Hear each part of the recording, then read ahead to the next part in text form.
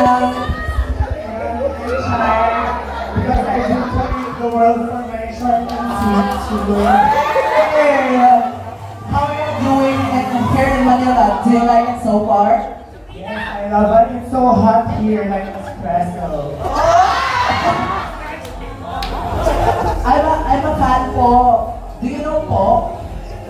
What's po? Can I have a picture with you, Miss Sabrina? Sure.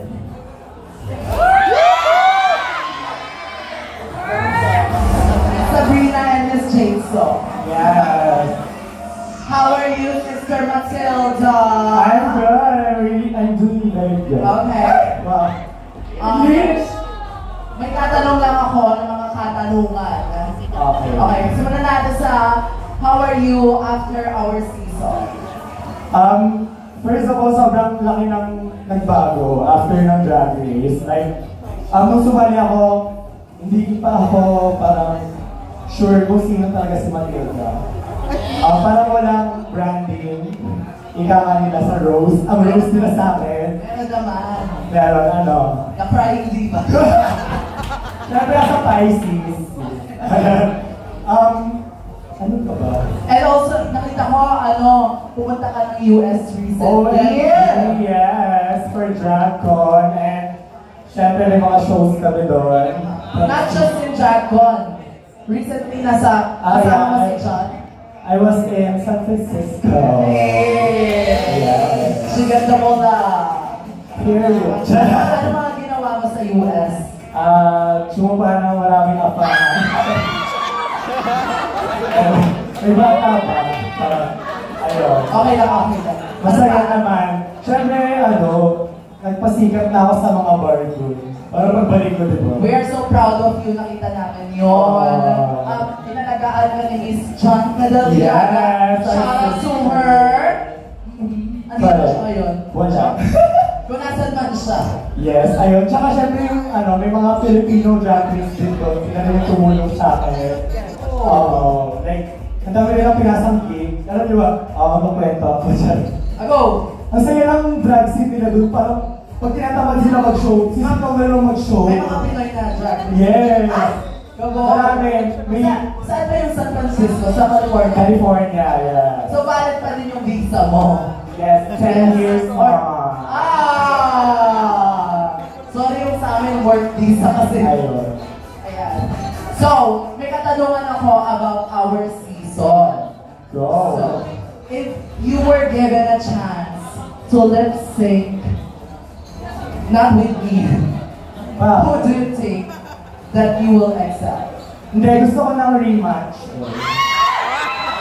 Pero yung song upbeat naman. Oh! Okay, power top na Braxy. Okay. Double shot take. Double shot take. Honestly, great answer. Yeah. Good choice, diba? Okay.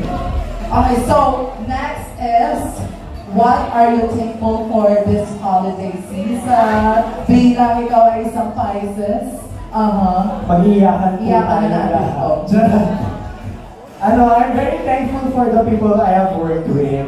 Yung mga nakilala kong bagong people, yung mga stay pa rin from the previous years. And syempre thankful ako kay Lord. Kasi dahil sa Kanya, dito ako, dito tayo lahat. Char! Do you have the name of your fans? You wanna take all of them? Parang walang pangalan yung fans ko kasi wala akong fans. Charot! Marami siyang fans! Ngayon nga dito sa harapan. Ayun, ang dami ako. 1, 2, 3, 4. Ayun, mga malditas, hello! Maraming salamat kahit hindi ako masyado active. Pero ayun, syempre thank you for supporting me, supporting my sisters, and of course, supporting local drag. Kasi syempre doon din kami nagsimula, and dahil sa support, edi mas madali kami mag-improve.